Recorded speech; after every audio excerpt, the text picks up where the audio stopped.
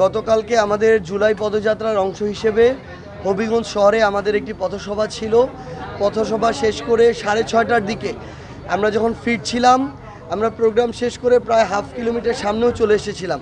ওই মুহূর্তে বিএনপি ছাত্রদল, ওইখানকার যে এমপি গৌস, তার কিছু সন্ত্রাসী বাহিনী তারা অতর্কিতভাবে রড থেকে শুরু করে দেশীয় অস্ত্র নিয়ে আমাদের উপরে হামলা চালায় এবং রীতিমতো হত্যার উদ্দেশ্যে ওখানে হামলা চালানো হয়। গাড়িতে আমাদেরকে খোঁজা হয় কে কোন গাড়িতে ছিল, এবং সামনে আমাদের মিডিয়ার গাড়ি ছিল একটা, সেটাকে তারা মনে করেছিল হয়তো আমরা সেখানে আছি। সেই উদ্দেশ্যে সেই গাড়িতে ধারালো অস্ত্র দিয়ে একদম রীতিমতো কোপানো হয়েছে এবং গাড়ির সবগুলো গ্লাস ভেঙে গিয়েছে, আপনারা ফুটেজ এখানে দেখতে পাবেন। তো এর পরবর্তী সময় আমরা যখন আমাদের আহত ভাইদের নিয়ে সদর হাসপাতালে যাচ্ছিলাম, সেখানেও আপনারা দেখেছেন হাসপাতালের গেটের সামনে আবার আমাদের উপরে ছাত্রদলের সন্ত্রাসীরা অতর্কিত হামলা চালায় এবং তারা ছাত্রদলের ওই সন্ত্রাসীরা কিন্তু ভিডিও করছিল তারা, এবং এটা প্রাউডলি সোশ্যাল মিডিয়া শেয়ার করছিল। আমরা কেউ ভিডিও করতে পারিনি, তাদের ভিডিওগুলো আপনারা সোশ্যাল মিডিয়ায় পেয়েছেন, আমরা পেয়েছি।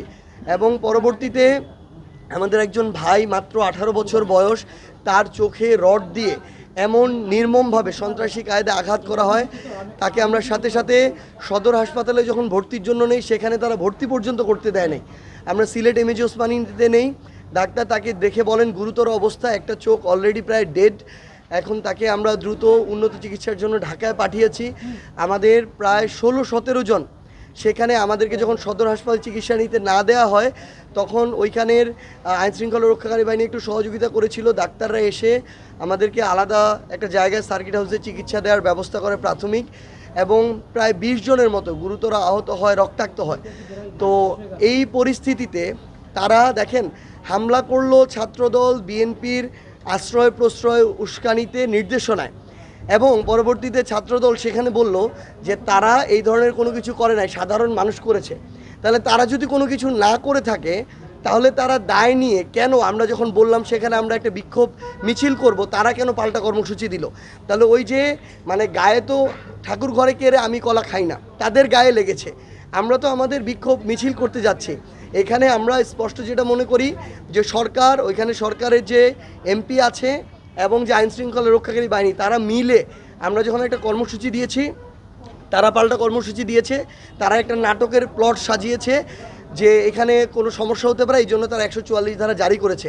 আমরা মনে করি এটা হচ্ছে আমাদের রাজনৈতিক অধিকার খর্ব করার একটা মানে পায়তারা আর কি। তারা আমাদেরকে রক্তাক্ত করবে, তারা আমাদেরকে হত্যার উদ্দেশ্যে সন্ত্রাসী হামলা করবে, আর আমাদেরকে একটা প্রতিবাদ মিছিল পর্যন্ত করতে দিবে না।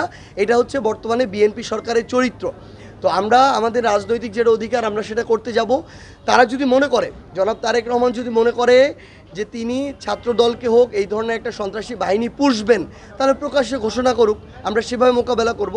অন্যথায় তাদের লাগাম টেনে ধরতে হবে এবং আমাদের যেটুকু রাজনৈতিক অধিকার সেটুকু আমাদেরকে করতে দিতে হবে। এখানে যদি কোনো বাধা দেওয়া হয়, তাহলে আমরা মনে করি রাজনৈতিকভাবে সেটা আমরা মোকাবেলা করব। আচ্ছা, আজকের কর্মসূচিটা একটু সংক্ষিপ্ত বলুন। আজকে এখান থেকে আপনি কোথায় যাবেন?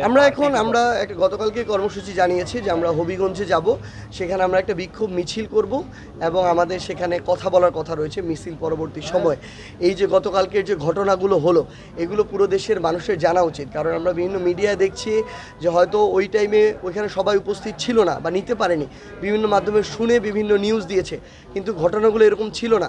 প্রশাসন, আপনি এসপি সাহেবের গতকালকে স্টেটমেন্ট দেখবেন, উনি কিন্তু বলেছে যে ওইখানে উনি ছাত্রদলকে দুষ্কৃতিকারী বলেছে, কিন্তু উনি এটা বলেছে যে তারা অতর্কিত হামলা চালিয়েছে এবং আমরা সেখান থেকে কিন্তু বের হয়ে যাচ্ছিলাম শান্তিপূর্ণভাবে, কোনো সমস্যাও ছিল না। তো আমরা আমাদের ওই যে কর্মসূচি দিয়েছি, আমরা সেখানে যাচ্ছি।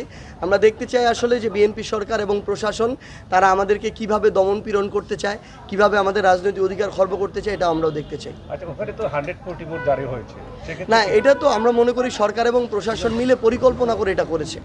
আমরা আইনের প্রতি শ্রদ্ধাশীল, কিন্তু এভাবে যদি আমাদেরকে তারা রক্তাক্ত করলো, তারা আবার মামলা করতে গেল, আমি যতদূর জানি তারা মামলাও করেছে, আবার আমাদের নেতাকর্মীদেরকে ধরার জন্য তারা পুলিশকে ব্যবহার করছে।